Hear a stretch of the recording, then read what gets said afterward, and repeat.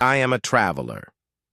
That might sound like a mostly meaningless statement, but it is vital to who I am. Indeed, it is one of the first things I learned about myself when I woke up. "Are you awake, Lord Traveler?" the figures leaning over me asked as I slowly came awake. I was laying on a medical bed, the sheets thin and cushions hard but not unpleasant. Strange machines hummed quietly around me, bright lights shone down on the well-cleaned room. "Lord Traveler?" the figure asked as I looked around confused. There were two people in the room with me, watching me with concern, both in simple scrubs clearly designed more for ease of cleaning than for aesthetics. One woman, one man I recognized. The woman was the one speaking while the man's gaze flicked between me and the nearest display. "What?" I croaked, realizing my mouth and throat were too dry to speak. The female quickly understood and held a straw to my mouth, which I quickly sucked on, enjoying the lukewarm water as it washed away the gritty feeling. "We did as you asked, Lord Traveler," the woman said as I took another long sip of the water. "I hope everything is as it should be." I stuttered. Even with my thirst quenched, I had no idea how to respond to that. They clearly held me in some reverence, beyond what concern a doctor might normally have for a patient. Lord implied some figure of authority or nobility. But I didn't know anyone here. In fact, I realized to some panic, I didn't remember much of anything. I could speak. I knew math, and a surprising amount about theoretical physics, but no people, names, faces, locations. Just as the panic was beginning to show on my face, the door to the small hospital room opened, admitting an older woman dressed not in scrubs, but long robes. A golden mantle hung from her shoulders, and an elaborate headpiece sat atop her graying hair. "The traveler is still recovering from the surgery," she explained, holding the door open behind her with an elbow, her hands carrying a covered tray. "I'll speak with him from here," she continued, motioning for them to leave. They quickly left, whispering something that I didn't catch, and bowing respectfully to the old woman on the way out. Once they were gone, the woman sat the tray on my lap and continued, "Sorry about them. There are parts of the prophecy that only the inner circle knows about." As she spoke, she removed the covering of the tray to reveal a rather simple fare, a Hamburg steak, carrots, and mashed potatoes, all clearly made from frozen ingredients in the hospital's cafeteria. Nonetheless, I realized I was starving and quickly tore into the food. "They aren't the only ones," I said around mouthfuls of dry beef. "I don't even know where I am." "You are in the sanctum of the traveler, built upon the spot you first arrived. You said this might happen," she replied, lowering herself onto a stool next to the bed. "When you were here a millennia back, you told us you might return, telling us to watch for you." "And perform surgery on me?" I asked incredulously. The only reason I wasn't more angry was part being overwhelmed, part raw confusion, but mostly that my focus was on the food. "You were very specific," she nodded. "We had to install the device as soon as possible before you travel again." "Why does everyone call me a traveler?" "So it's true you have no memory of your last visit here? Or even your nature?" She asked in return. "In our secret scriptures it is said that when you returned you will have lost your memories. But I had hoped. Never mind. It falls to me to relay what I know." "Yes, you are a traveler," she continued, "a supernatural being who walks between worlds, according to the general public, doing good, helping the weak, and teaching us to survive. But those of us in the inner circle know the truth. You do walk worlds, but not willingly. After a time you will travel, leaving this world behind and arriving at a new one. This happens whether you wish to or not, and will continue to happen." "That's," I said simply. "Yes, but that is what you told us," she shrugged. But there is more you need to know. Every time you travel, your mind and body is reset. Your memories wiped, injuries healed, and everything returned to how it was when you arrived. Back then, you had a device that allowed you to retain your memories and even various abilities as you traveled. But it seems that since then, you've lost that capability. The device we implanted will, among other things, allow you to remember. I don't remember anything, I replied. But from now on, you will. You won't remember past worlds, where you traveled before, or your first visit here. But you will remember this as you travel again, she assured me, though I didn't find it that assuring. This is... I started, finishing up my food. Overwhelming? She asked with a friendly smile. I can understand, if not relate. When I was but a girl, I was taught of your exploits in our past, how you triumphed over evil to free our people, how you gave us a holy task should you ever return. Yet here you are, just like any other man, confused, lost, scared. Sadly, there is little I can do to help save pass on what information you gave us long ago. Okay, I replied slowly, looking at the empty food tray. Let's say I believe you, which I'm not sure I do. What else can you tell me? Only what you told us, she replied. The device you gave us, and is now implanted in the back of your neck, not only allows you to remember worlds you've visited since you've had it, but also tells you how much time you have left in the world. The records indicate that there are limitations to it, that it will only give you a few days' notice, but should still be helpful. It also allows you to travel early, up to about a day. In your words, before you are supposed to travel, you can initiate the jump early. How do I check this tie? I started, only to jump as a series of numbers appeared in my vision, slowly counting down. I reached out and waved my hands to try and touch the numbers, but they weren't there, despite how real they appeared. You said the device was easy to figure out, she chuckled. It says I have 15 minutes? I read. Indeed, the timer appeared to be counting down the last few minutes until I was supposed to travel. Glad we got it implanted in time then, she nodded. I'll stay here until you travel. Anything you wish to know? How is this possible? I asked, my mind spinning at the ramifications. Traveling between worlds. Do you mean planets or star systems? Universes? From what you said, you travel between realities. And no, I don't know how it works. No one does. Not really. If you understood it back then, you didn't explain it to us. She shrugged. Then, what should I do? I was starting to panic. Was it even possible to travel between worlds? Between realities? You should find something you can take with you between worlds to defend yourself, she replied immediately, her smile fading. Much as you can retain your memories, it's possible for you to carry with you bits of other realities. Indeed, when you were last here, you could fly, pick up boulders with one hand, and survive being shot with a ballista, if the records are to be believed. You said that many other worlds aren't as friendly as ours, and that was after you were attacked by a dozen knights. Gather unique capabilities as you travel. Meet people. Learn from them. What are the chances that I'll even encounter humans in these other worlds? I scoffed. Better than you think, she smirked. While the laws of nature may change, you appear to be drawn to realities with humans according to your own accounts. How will I get anything done if I'm only in each world for minutes? I asked, glancing at the timer that was now passing 5 minutes. The time you spend in each world varies from minutes to years, but so long as you survive, you'll appear in the next world just as you are now. Why? I asked, after a long minute of silence, head in my hands as I stared solemnly at the last remains of the mashed potatoes. I think of you as a guardian angel, she said warmly. You go where you are needed, helping out until you vanish once more, moving onwards on your eternal mission.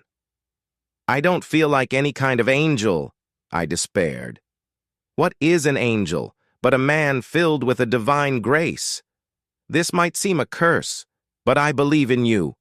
If for no other reason than you fear the nature of your existence, many would see it as an opportunity to do as they pleased. Take what you want, do as you wish, and move on before the consequences catch up. You will do great things, she continued, the fervor of her belief seeming to turn her from the old grandmotherly type into a beaming young girl, looking up to him like some kind of hero. You will save worlds from evil, free people from tyranny, and learn more about the universe than anyone else. I know because you've done it before and will do it again. Such is who you are. I didn't know how to respond to that. Part of me was scared. How could I possibly live up to those expectations? She said it with such conviction that part of me was caught up in it, eager to justify her belief in me, as groundless as it felt. Whoever I was when I was last in this world, that wasn't me. I had no memories of that time, none of the skills, knowledge, or abilities. And how could she know for certain who that me was? If I traveled worlds, unable to retain even my memories without some implant, how could she know for certain what I'd done? Surely everything she heard was my own tales, or the tales of whoever it was that she thought was me in any case. For as much as I wanted to dismiss her beliefs, it was clear from her face that she was truly, religiously earnest. Even as my mouth gaped like a fish, unable to respond, she continued to look upon me like some kind of angel, unable to do wrong, and some not inconsequential part of me felt the need to at least try to live up to her expectations. Sadly, I almost immediately messed up. There is something you should know about traveling. In regards to me, it's not a comfortable experience. In my years of study, I've only managed guesses about how or why it works. My best theory is that there is something about me that builds up some kind of instability between my existence and the world I find myself in, like a static charge from a Tesla coil. Now, what should happen is eventually myself and the world find a kind of harmony, influencing one another until we stabilize. But for some reason that doesn't happen. My frequency or whatever is static, refusing to be influenced. Thus, the instability builds up until I'm violently ejected from the world. I then jump to the next world like a bolt of lightning, dispersing the excess energy and restarting the process again. All you really need to take from this is that each trip is uncomfortable. Something I began to learn as I fell 3 feet to the ground, tumbled down a short flight of 3 stairs before landing hard on a tiled ground in the middle of a small cafeteria. Upon looking up, a middle-aged man was looking down on me in shock, nearly dropping his tray of food. A confusing situation to be sure, and a stressful one once I was taken before the station commander and asked a number of very pointed questions. The short story is, I appeared on a planetary research station orbiting a dead world. While they were suspicious at first, who wouldn't be when a guy falls out of the air aboard your remote station? Once I agreed to be scanned, they opened up to me. I was as interested in the results of the scan as they were. You only have the one implant? A biologist named Dave asked as he looked over the printouts. Yeah, I agreed. Apparently it's what lets me retain my memory as I travel. It looks like a quantum memory module, but not one I've ever seen, Dave admitted. I didn't even know they had quantum memory implants. The ones I've heard of need massive cooling units, not something you can really fit in someone's skull. Can I see? I asked, taking the tablet and inspecting the pictures. Looks like it uses crystallized photons to contain the qubits without needing to cool them down. Is that possible? Dave looked perplexed. I remembered he was a biologist, not a physicist. Sure. Under the right situations, photons can crystallize into semi-physical structures that mimic quantum waveforms. I thought you had no memories before you got that implant. No personal memories, I corrected. Apparently the results of whatever education I got remain.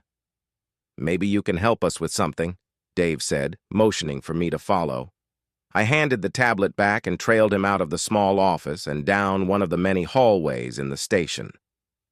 "We're researching the remains of an industrial-age civilization," Dave explained.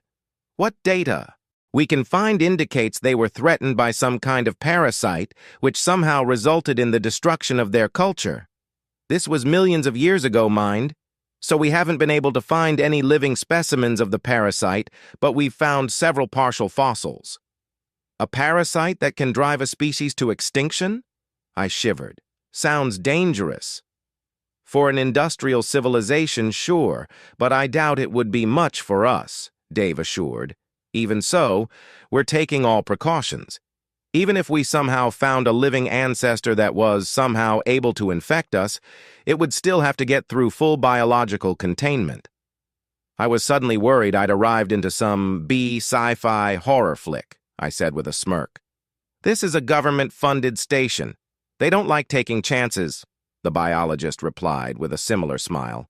"In any case, we've only found one mostly intact specimen. The issue is we found it encased in a salt crystal, probably got caught in a flood and was washed into a dead sea.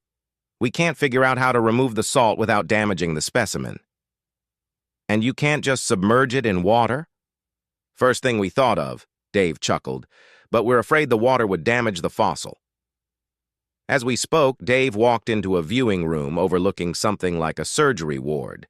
Thick glass separated us from a torso-sized block of salt, which itself was contained in thick, transparent plastic. Several figures in biohazard suits worked with various instruments along the far wall, occasionally picking up some instrument to take a scan from some new angle in the hope of figuring something out. "The creatures have a thick carapace on their back and legs that makes them relatively durable," Dave explained, pulling up an image that appeared to be a render of what they think the creatures looked like. "But see these mounds on its side? They have some hair-like substance extending from them. We've found evidence of them in fossils, but we've never been able to study it directly." "Why have that hair?" I asked.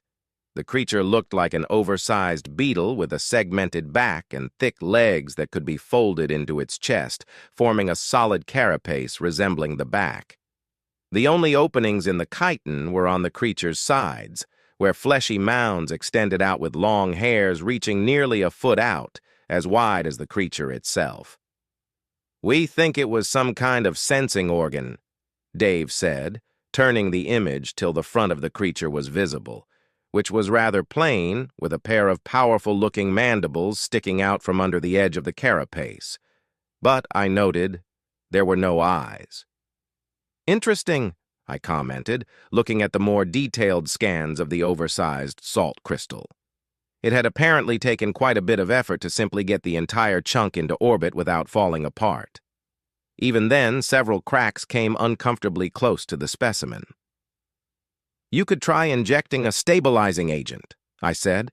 "Something to prop up the tissue and hold them in place, so they don't fall apart while you cut away the salt." "A few small holes would be preferable to shattering the specimen." Dave nodded slowly, a look of contemplation on his face. "We can try it on some smaller, fragmentary remains, just to test it." It was quite enjoyable to work on such a project, and something strangely familiar. I've taken to assuming that I was a researcher in my original world, though I've no idea if it's true or not. Regardless, I spent the next day helping the team concoct a soft setting gel that could be injected into the desiccated tissue and support it for long enough to extract the fossil. We actually used samples from creatures that currently lived on the planet's surface, partly recreating the blood plasma analog in order to minimize the chance of the gel damaging the sample. While the others were working on that, I took to studying myself and trying to figure out how the strange implant in my skull worked. Dave had been correct to say it was likely a quantum storage module, but I was more interested in how it traveled with me. The priestess had said that it was possible to take parts of each world I visited with me, expanding my abilities so I didn't arrive in each world with little more than the clothes on my back. With the help of Dave and a few others, who were willing to assist me while the chemistry team worked, we fabricated a few simple implants that, I hoped, would follow me on my next jump. Near as I could tell, the main implant was entangled with my very consciousness somehow. By the transitive property, I entangled the new implants with the original, hoping they would then follow me in the same way. It was nothing too over the top. The medical machines on the station couldn't handle more than that, but I managed to place a couple sensors along my collarbone, linking their output to my main implant where they could be displayed. I would have liked to do more, but I soon got word that they were preparing to extract the fossil, the injections having been successful. "You're just in time," Dave said, not looking up from the observation window where several figures in biohazard suits carefully cut away at the salt. While the stabilizing gel would stop most cracks and fractures from damaging the tissue, it was still delicate work.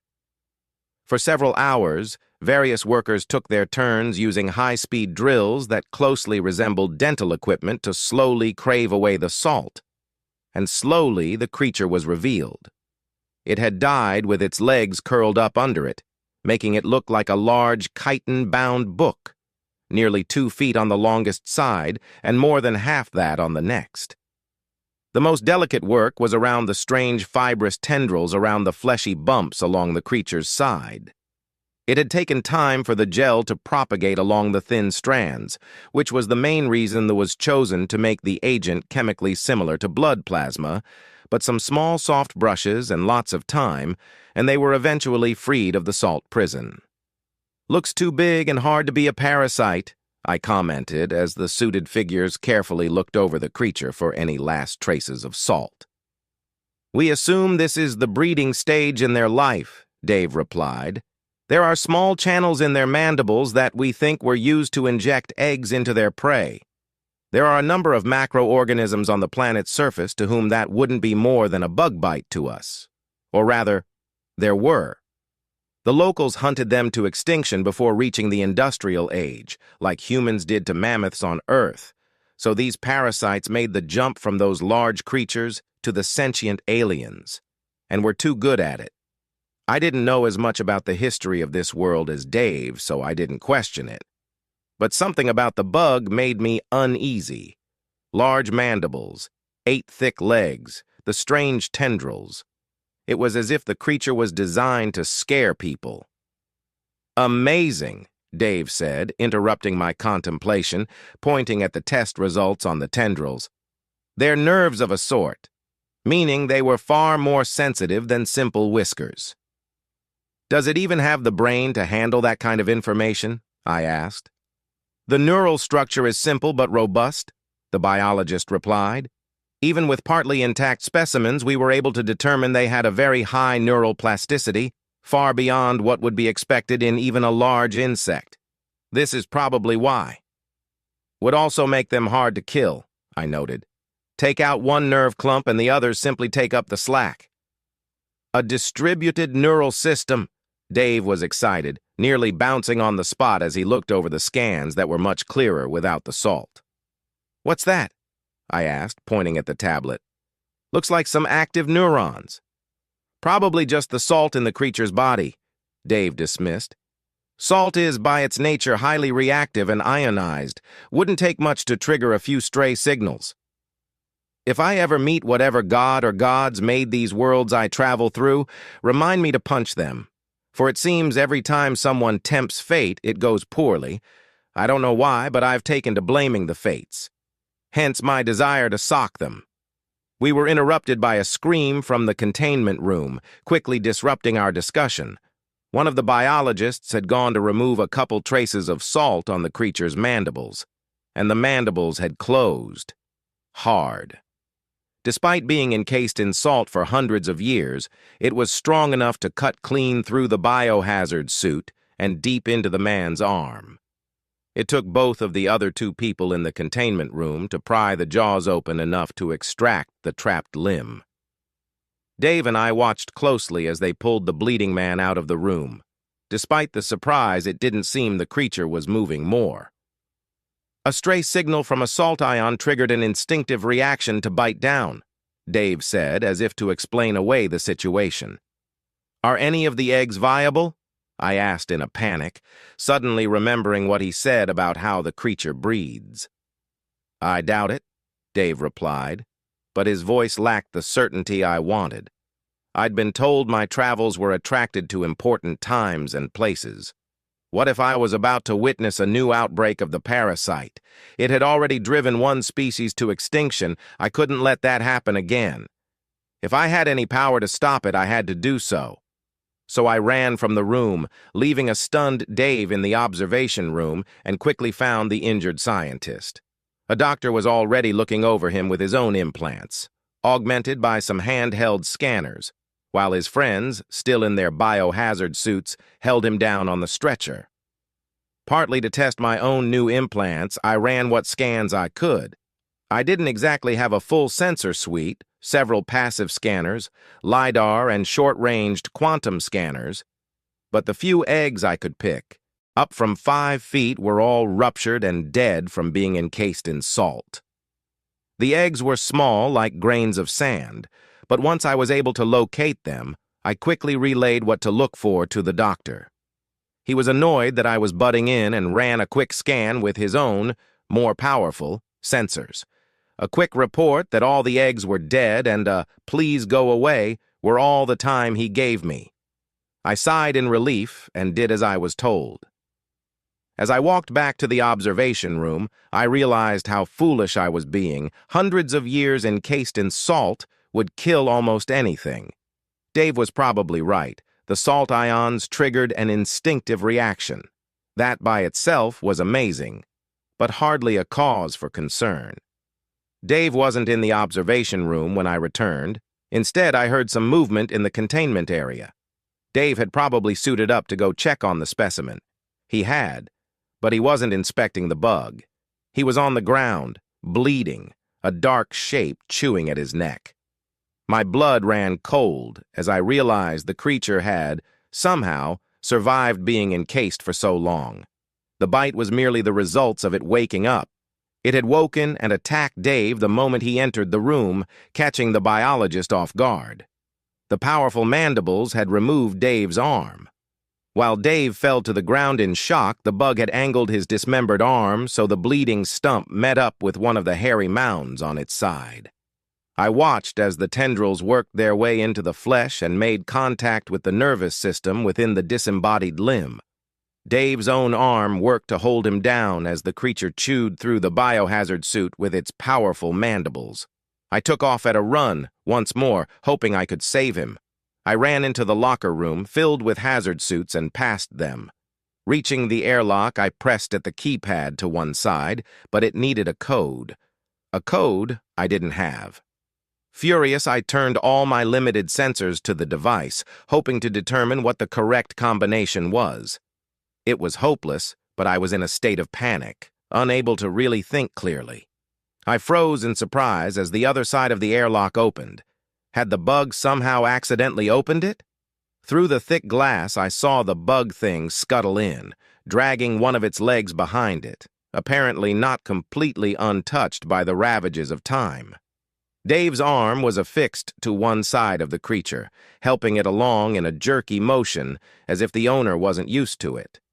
To the creature's other side was Dave's head, I realized with a cold terror. The controlled arm reached up to the keypad and, to my growing terror, began slowly pressing buttons. It was reading Dave's brain with those strange tendrils to figure out how to escape. No wonder it had wiped out the alien species on the planet below, if it could make use of the knowledge of its hosts. I stumbled back as an alert appeared in my vision, 10 seconds until travel. Not now, I thought. I had to stop it. I quickly looked around for a weapon, but this was a locker room for a biological containment room, not an armory. I picked up a stool that was nearby, readying myself for the moment the door opened. This was my last chance. I was wrong about the eggs, and I was wrong about the creature being dead. But I could stop it now. I could see the results of what would happen if I failed. The creature would generate new, viable eggs and spread. Using the knowledge in the minds of the scientists, they would spread to other stations, other worlds. It would be like a wildfire. Maybe humanity would survive, but just as likely they would come to an end. The door slid open, slowly, and I charged, letting out a scream as I hefted the stool over my head. And the world vanished around me as the timer in my vision hit 0.